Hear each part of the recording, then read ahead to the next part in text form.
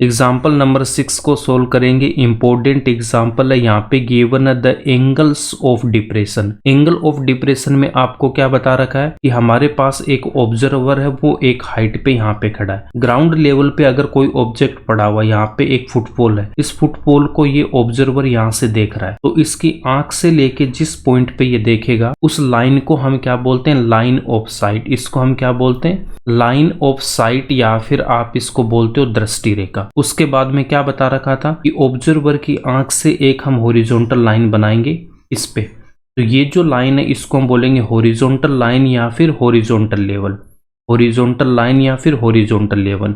अब line of site and horizontal line के बीच में जो एंगल बन रहा है थीटा, इसी को हम बोलते हैं एंगल ऑफ डिप्रेशन। ठीक है, ये हमने एंगल ऑफ डिप्रेशन में ऑलरेडी स्टडी कर रखा है इंट्रोडक्शन वाले वीडियो में। अब यहाँ पे हमें क्या बोल रखा है, the top and bottom of 8 metre tall building. तो आपको पहले इतना डायग्राम बना लेना है। एक 8 मीटर की हमें यहाँ पे एक बिल्डिंग बना लेनी है। तो हमने यहाँ पे एक बिल्डिंग बना रखी है, इसकी हाइट कितनी है, 8 मीटर यहाँ पे गिवन है। इसको अगर मैं यहाँ पे ए बी बोल देता हूँ, इसकी हाइट कितनी, 8 मीटर हमें ऊंची ये गिवन है। उसके बाद में क्या गिवन है, from the top of a multi storeyed building. तो मल्टी स्टोरीड बिल्डिंग का मतलब क्या होता है, बहुमंजिला इमारत, मतलब उसमें बहुत सारी फ्लोर्स होती है। ग्राउंड लेवल से एक मल्टी स्टोरेड बिल्डिंग बनाएंगे, मल्टी स्टोरेड बिल्डिंग, ये बहुमंजिला इमारत है। दोनों बिल्डिंगें ग्राउंड लेवल पे होगी, ये हमारे पास में ग्राउंड लेवल है। यहाँ पे हमने दोनों बिल्डिंगें बना रखी है, और इसको अगर मैं यहाँ पे बोलता हूँ सी और यहाँ पे डी। इसके बाद में हमें यहाँ पे क्या गिवन है, 30 डिग्री एंड 45 डिग्री रेस्पेक्टिवली। क्या मतलब है, इस क्वेश्चन को एक बार मैं यहाँ पे फिर से रीड कर रहा हूँ। Angles of depression of top and the bottom of an 8 metre tall building from the top of a multi storeyed building are 30 degree and 45 degree respectively. ठीक है, देखो बहुमंजिला इमारत के शिखर से देखने पर 8 मीटर ऊंचे भवन के शिखर और तल के अवनमन कोण क्रम से 30 एंड 45 डिग्री है। इसके कहने का मतलब क्या है कि हमारे पास में ये बहुमंजिला इमारत है, ये इसका डी पॉइंट है, वो टॉप है। इस टॉप से ये जो 8 मीटर टॉल बिल्डिंग है, इसको यहाँ पे कोई देख रहा है। तो अगर वो इसके बॉटम को देखेगा, देखो एक बार वो इसके बॉटम को देख रहा है और दूसरी बार वो इस बिल्डिंग के टॉप को, ए पॉइंट को यहाँ पे देख रहा है। 8 मीटर टॉल जो बिल्डिंग है उसके टॉप पॉइंट को देख रहा है, एक बार उसके बॉटम पॉइंट को देख रहा है। डी पॉइंट पे हमारा ऑब्जर्वर है। ठीक है, इसके टॉप से वो देख रहा है। अब ये यहाँ से देखो टॉप से देखेगा, तो यहाँ पे देखो ए को देखने के लिए, बी को देखने के लिए इसको अपना सर झुकाना पड़ेगा। इसका मतलब यहाँ पे क्या बनेगा, एंगल ऑफ डिप्रेशन बनेगा। डी पॉइंट पे हमारा ऑब्जर्वर है, वो यहाँ से देख रहा है, तो इसका मतलब ये क्या हो जाएगी, लाइन ऑफ साइट, और ये भी क्या हो जाएगी, लाइन ऑफ साइट हो जाएगी। अब एंगल बनाने के लिए हमें हॉरिजॉन्टल लाइन चाहिए, डी से एक हमें हॉरिजॉन्टल लाइन बनाना है, और ये हमारे पास में क्या हो जाएगी, हॉरिजॉन्टल लाइन। इसको हम क्या बोलेंगे, हॉरिजॉन्टल लाइन या फिर हॉरिजॉन्टल लेवल। अब इनके बीच में जो एंगल बनेगा वो होगा हमारा एंगल ऑफ डिप्रेशन। बहुमंजिला इमारत के टॉप पे यहाँ पे ऑब्जर्वर है, तो ये ए पॉइंट को देख रहा है और यहाँ पे ये बी पॉइंट को देख रहा है। तो जब ये देखो बी पॉइंट को देखेगा तो इसको थोड़ा ज़्यादा सर झुकाना पड़ेगा। देखो 8 मीटर टॉल बिल्डिंग है, तो इसके टॉप को देखोगे, यहाँ पे डी पे कोई ऑब्जर्वर है, वो इसके टॉप को देख रहा है और उसके बाद में इसके बॉटम को देख रहा है। तो बॉटम को देखने के लिए उसको अपना सर थोड़ा ज़्यादा झुकाना पड़ेगा। इसका मतलब बॉटम वाले पॉइंट के लिए यहाँ पे एंगल ज़्यादा बनेगा। यही हमें प्रॉब्लम में गिवन है, यहाँ पे 30 डिग्री, उसके बाद में 45 डिग्री। ठीक है, देखो टॉप वाला जो एंगल है वो कितना गिवन है, 30 डिग्री, और यहाँ से देखो बॉटम पे जो एंगल बनेगा वो कितना, 45 डिग्री। इसका मतलब हम यहाँ पे क्या लिखेंगे, ये जो ए वाला ये टॉप वाला है और यहाँ पे ये हॉरिजॉन्टल लाइन है, इन दोनों के बीच में एंगल कितना बनेगा, 30 डिग्री का बनेगा। उसके बाद में आप यहाँ पे देख सकते हो, ये जो बॉटम वाली लाइन है यहाँ पे और यहाँ पे ये हॉरिजॉन्टल लाइन है, इन दोनों के बीच में जो एंगल बनेगा वो कितना बनेगा, 45 डिग्री का एंगल बनेगा। इसके बाद में हमसे क्या पूछा है, find the height of the multi storeyed building and the distance between the two buildings. तो यहाँ पे ये जो बहुमंजिला इमारत है इसकी हमसे हाइट पूछी है। तो इस हाइट को अगर मैं यहाँ पे h मीटर लेता हूँ उसके बाद में यहाँ पे ये दोनों बिल्डिंग है, देखो हमारे पास में एक बिल्डिंग तो ये रही AB और दूसरी है CD। इन दोनों के बीच की डिस्टेंस को अगर मैंने x मीटर ले रखा है तो ये दोनों हमें यहाँ पे फाइंड आउट करना है। हमें h फाइंड आउट करना है, सेकंड पॉइंट पे हमें x फाइंड आउट करना है। ठीक है, इतनी इन्फॉर्मेशन हमारे पास में गिवन है। अब इस डायग्राम को मैं एक बार देखो फिर से बना लेता हूँ। हमारे पास में क्या गिवन है, हमारे पास में गिवन है यहाँ पे दो बिल्डिंग गिवन है। यहाँ पे हमारे पास में 8 मीटर एक टॉल बिल्डिंग गिवन है, ये यहाँ पे ग्राउंड लेवल है। यहाँ पे एक बहुमंजिला इमारत गिवन है। उसके बाद में इस पॉइंट को A बोल दूंगा, इसको B, C और D पॉइंट हो गया। अब यहाँ पे देखो क्या करना है, ये क्या हो जाएगा, बहुमंजिला इमारत है और इसकी हाइट हमसे फाइंड आउट करने को बोला, इसको h ले रखा है। दोनों बिल्डिंग के बीच की डिस्टेंस फाइंड आउट करना, इसको मैंने यहाँ पे x ले रखा है। D पॉइंट पे कोई ऑब्जर्वर है, वो 8 मीटर वाली जो बिल्डिंग है उसके टॉप को देख रहा है, मतलब पॉइंट A को देख रहा है। A को मैं यहाँ पे D से मिलाऊंगा, ये हो जाएगी लाइन ऑफ साइट। D से एक हमें यहाँ पे हॉरिजॉन्टल लाइन बना देनी है, ये क्या हो जाएगी, हॉरिजॉन्टल लाइन। ये हमारे पास में होगी हॉरिजॉन्टल लाइन या फिर इसको हॉरिजॉन्टल लेवल बोलेंगे। और ये हमारे पास में क्या है, लाइन ऑफ साइट, इसको हम बोलेंगे लाइन ऑफ साइट या फिर दृष्टि रेखा। अब इन दोनों के बीच में जो एंगल है वो हमें कितना गिवन है, वो गिवन है 30 डिग्री का। अब इसके बाद में क्या बोल रखा है कि D पॉइंट पे जो ऑब्जर्वर है वो B पॉइंट को देख रहा है, 8 मीटर वाली बिल्डिंग के बॉटम को देख रहा है। B को यहाँ पे मैं D से मिलाऊंगा तो ये क्या हो जाएगी, लाइन ऑफ साइट, ये हो जाएगी लाइन ऑफ साइट हो जाएगी। देखो आपको डायग्राम स्केल से अच्छे से बनाना, ठीक है। अब यहाँ पे देखो ये लाइन ऑफ साइट है, ये हॉरिजॉन्टल लेवल है। अब इन दोनों के बीच में जो एंगल है वो इस 30 डिग्री से ज़्यादा बनेगा, तो यहाँ पे हमें कितना गिवन है, 45 डिग्री गिवन है। इतनी इन्फॉर्मेशन हमें यहाँ पे गिवन है। अब इसके बाद में आप यहाँ पे देख सकते हो C पॉइंट पे जो एंगल है वो कितना, 90 डिग्री का एंगल है। हॉरिजॉन्टल लाइन होती है वो ग्राउंड के क्या होती है, पैरेलल होती है। अब इसके बाद में देखो मैं पॉइंट A से एक हॉरिजॉन्टल लाइन यहाँ पे ऐसे मैं एक लाइन बनाऊंगा, तो हमने यहाँ पे एक हॉरिजॉन्टल लाइन बना दी A से इस बिल्डिंग तक और इस पॉइंट को मैंने यहाँ पे E बोल दिया। अब आप यहाँ पे देख सकते हो, देखो जितना मेरे पास में AB है उतना क्या हो जाएगा, EC हो जाएगा। तो ये भी कितना हो जाएगा, यहाँ पे 8 मीटर होगा। तो यहाँ पे आप क्या लिख सकते हो कि AB इक्वल्स टू हमारे पास में क्या, EC इक्वल्स टू 8 मीटर हो गया। ठीक है, देखो ABCD यहाँ पे क्या बन गया, रेक्टेंगल बन गया। और यहाँ पे देखो जितना मेरे पास में यहाँ पे ये BC है और उतना ही क्या हो जाएगा, यहाँ पे देखो A से E है वो हो जाएगा BC equals to AE equals to x metre. तो ये जो यहाँ पे है इसको मैं क्या ले सकता हूँ, यहाँ पे x ले सकता हूँ। ये मेरे पास में x है और E पे कितना एंगल है, 90 डिग्री का एंगल है। इतना हम यहाँ पे बना सकते हैं। अब हमारे पास यहाँ पे देखो दो ट्राइंगल आ गए, दो ट्राइंगल आ गए। एक तो कौन सा आ गया, देखो A से फिर E है फिर D। एक तो ये जो ट्राइंगल है इस ट्राइंगल को मैं यहाँ पे बना लेता हूँ। यहाँ पे पॉइंट A है, A से मैं आ गया पॉइंट E पे, E से चला गया मैं D पे और यहाँ पे इसको मैंने मिला रखा है। अब यहाँ पे ये जो देखो हॉरिजॉन्टल लाइन है और ये एंगल हमें कितना गिवन है, 30 डिग्री। और A से E की जो डिस्टेंस है वो हमने यहाँ पे कितनी निकाल रखी है, x मीटर। E पे कितना, 90 डिग्री का एंगल है। ये हमने यहाँ से बना रखा है, ये वाला फर्स्ट वाला। सेकेंड ट्राइंगल यहाँ पे कौन सा लेंगे, B से C, उसके बाद में यहाँ पे D और यहाँ पे हमने इस B को मिला दिया। तो ये जो ट्राइंगल है इसको मैं यहाँ पे फिर से बना लेता हूँ। तो यहाँ पे हमें क्या ले लेना, B से C, तो BC और उसके बाद में कहाँ पे चले जाना, D पॉइंट पे। B को मैंने D से मिला दिया और C पे कितना, 90 डिग्री का एंगल। उसके बाद में B से C की जो डिस्टेंस है वो x मीटर है। उसके बाद में क्या इन्फॉर्मेशन गिवन है, एंगल ऑफ डिप्रेशन हमें यहाँ पे कितना गिवन है, यहाँ पे गिवन है 45 डिग्री का। ये इन्फॉर्मेशन हमें यहाँ पे गिवन है। अब आप यहाँ पे देखो ये दोनों हमारे पास में डायग्राम आ गए। हमें h की वैल्यू चाहिए, उसके बाद में x की वैल्यू चाहिए। तो इस डायग्राम में आप देख सकते हो, यहाँ पे देखो टोटल मेरे पास में यहाँ पे देखो CD है वो कितनी है, h है। CD इक्वल्स टू h है।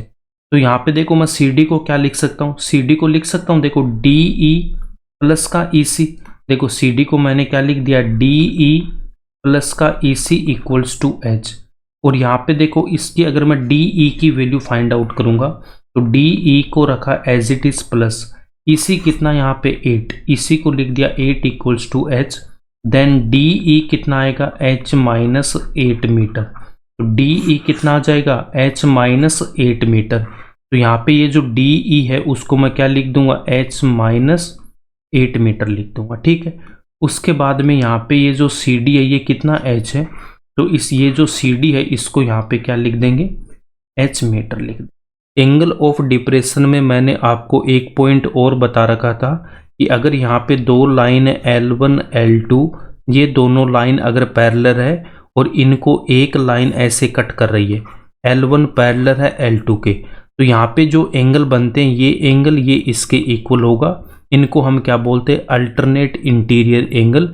और यहाँ पे क्या बनता है Z बनता है, यहाँ पे देख सकते हो इस टाइप से Z बनेगा तो ये जो एंगल है वो इक्वल होंगे, ऐसे Z बनेगा। यहाँ पे जो एंगल होते हैं वो इक्वल होते हैं, इनको बोलते हैं अल्टरनेट इंटीरियर एंगल। तो अब आप यहाँ पे देख सकते हो ये जो हॉरिजॉन्टल लाइन है और यहाँ पे ये जो आपके पास में ग्राउंड है, तो ग्राउंड लेवल और ये हॉरिजॉन्टल लाइन क्या हो जाएगी पैरेलल हो जाएगी।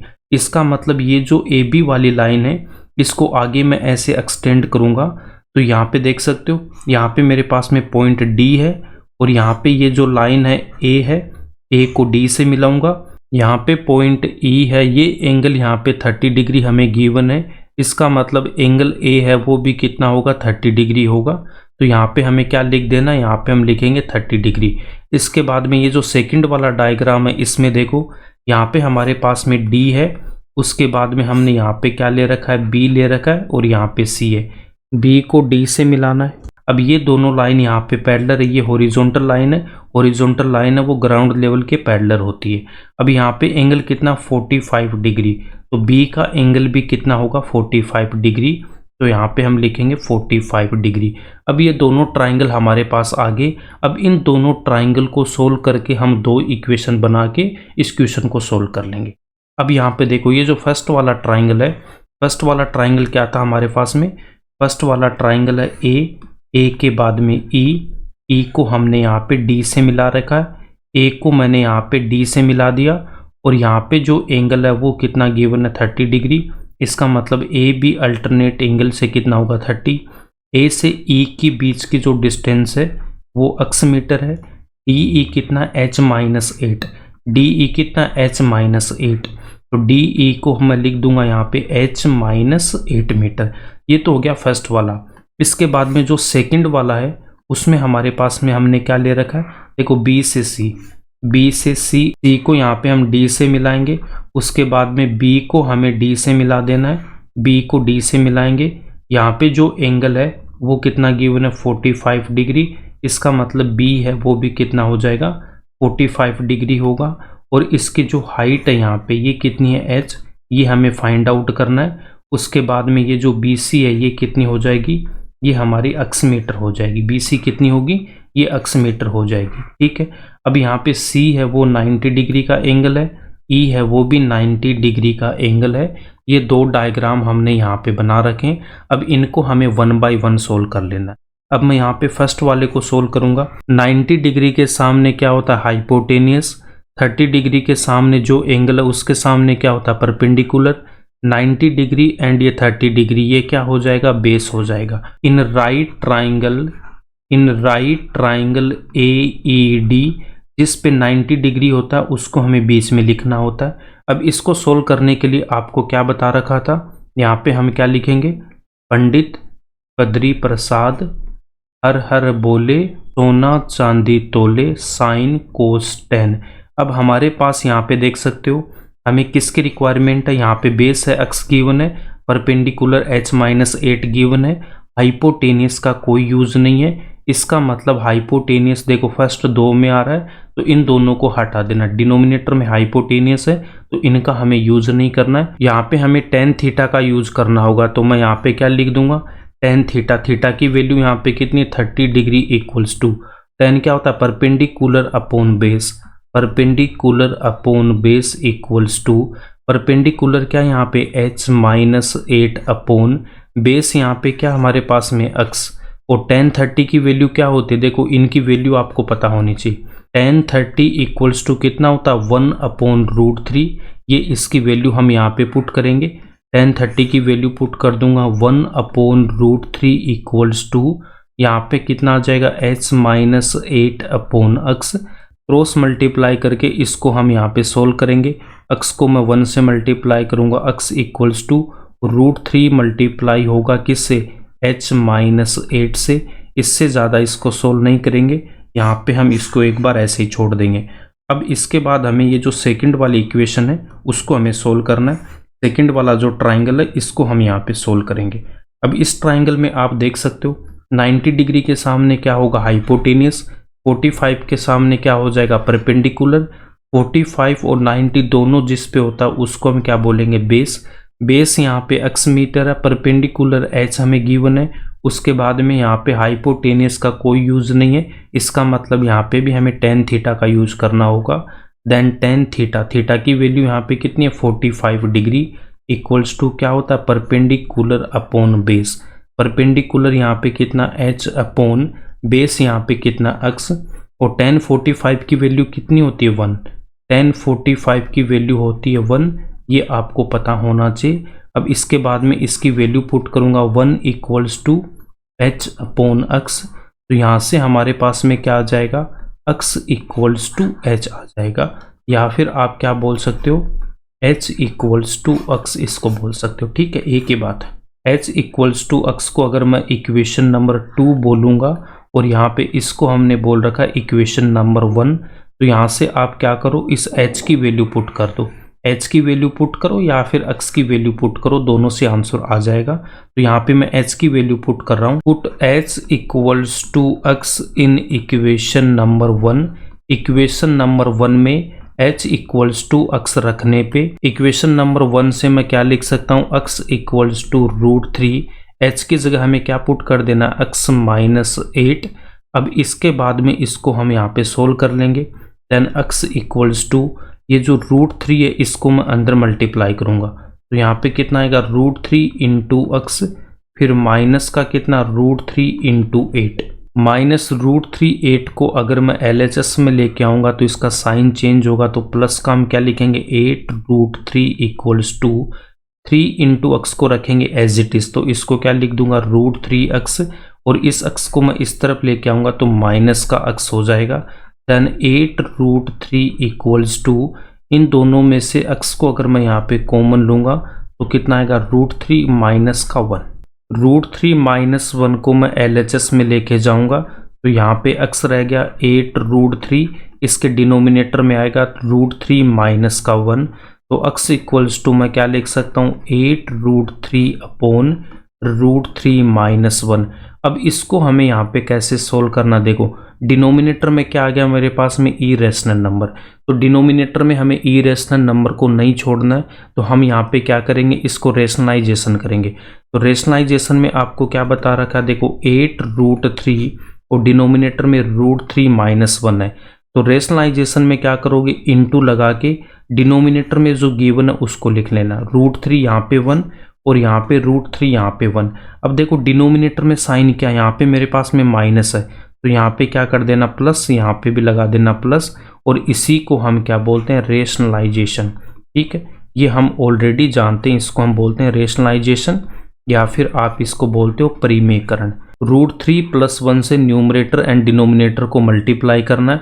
अब यहाँ पे इसको हमें कैसे सोल्व करना, देखो 8√3 को इससे मल्टीप्लाई कर दो, 8√3 को मैं यहाँ पे √3 से मल्टीप्लाई करूँगा तो यहाँ पे आएगा √3, उसके बाद में प्लस 8√3 को हम यहाँ पे 1 से मल्टीप्लाई करेंगे। अब डिनोमिनेटर में क्या बन गया, देखो यहाँ पे अगर मैं √3 को a लेता हूँ तो यहाँ पे भी √3 है, ये भी a हो जाएगा। 1 को अगर मैं b लेता हूँ तो यहाँ पे 1 है, ये भी क्या हो जाएगा b, और यहाँ पे माइनस है तो माइनस, इंटू है तो इंटू, इन दोनों के बीच में प्लस है तो प्लस। तो ये किसका फॉर्मूला बन गया, a minus b into a plus b किसके इक्वल होता है, a² माइनस b² के।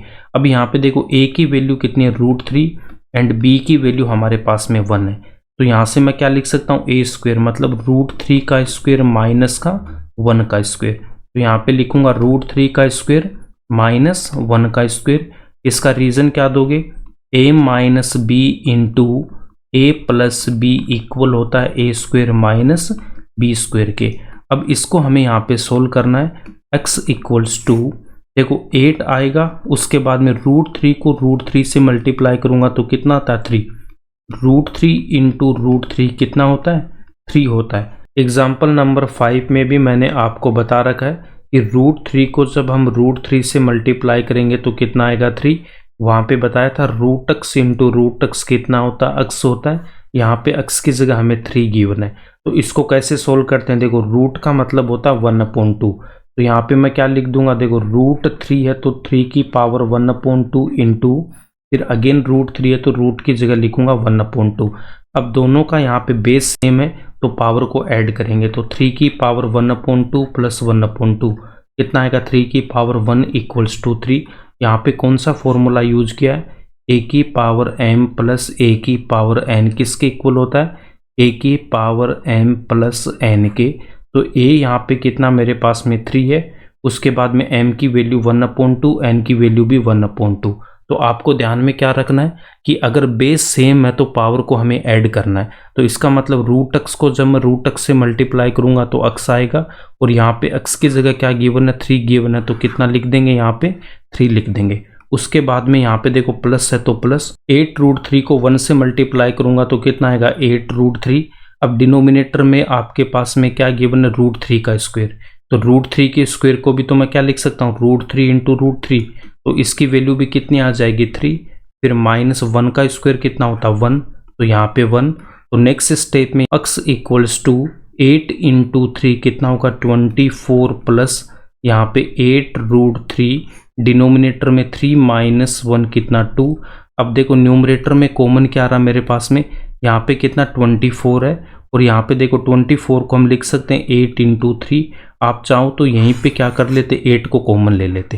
तो यहाँ से अगर मैं 8 को कॉमन लूँगा तो यहाँ पे कितना रहेगा 3 प्लस, और यहाँ पे 8 कॉमन आ गया तो कितना रहेगा √3, डिनोमिनेटर में 2। अब 2 से मैं इस 8 को यहाँ पे कैंसिल करूँगा 4, देन x इक्वल्स टू कितना 4 ब्रैकेट में 3 प्लस का √3। x इक्वल्स टू यहाँ पे कितना आ गया 4 ब्रैकेट में 3 प्लस √3 मीटर। अब देखो h इक्वल्स टू x था इक्वेशन नंबर 2 से, तो from equation number 2 h equals to x, तो h की वैल्यू भी कितनी आ जाएगी 4 ब्रैकेट में 3 प्लस √3 मीटर। अब यही दोनों हमसे पूछा था, h हो जाएगी बहुमंजिला इमारत की हाइट, अक्सर दोनों बिल्डिंगों के बीच की डिस्टेंस, यही हमसे फाइंड आउट करने को बोला था। ये इसका आंसर हो जाएगा। अगर आपको वीडियो पसंद आए तो इसको लाइक करना, ज़्यादा से ज़्यादा अपने दोस्तों के साथ शेयर करना एंड इस चैनल को सब्सक्राइब करना।